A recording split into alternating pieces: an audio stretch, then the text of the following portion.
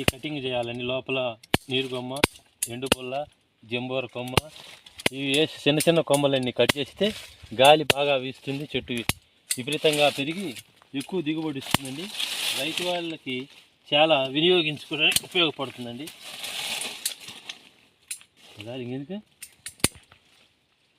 ఈ ఎండు పుల్ల చేసిన వెంటనే దీనికి మైలుతుట్టు సున్నం ఎక్కువగా మొదళ్ళకి కట్ చేసిన కాడ మైలుతుట్టు సున్నం పూయాలా.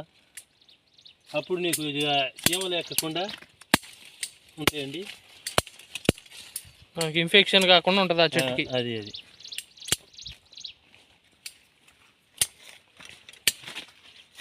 ఎన్నాళ్ళ నుంచి చేస్తున్నారు సార్ ఇది? 48 సంవత్సరాల నుంచి చేస్తున్నాను నా సర్వీస్. 48 సంవత్సరాల నుంచి సర్వీస్ నా సర్వీస్ అంటే చిన్న వయసు నుంచి చేస్తున్నారు? చిన్న వయసు నుంచి చేస్తున్నాను. అంటే మీరు హోన్గా నేర్చుకున్నారా లేకపోతే ఎట్లా అండి ఇది? లేదండి, మా పితరులు చేస్తుంటే మేము దానివల్ల అలవాటు పడ్డామండి. మా పెద్దోళ్ళు చేస్తాం, అది మీకు అలవాటు అయిపోయింది. అది మాకు ఇదే మా వృత్తి అండి.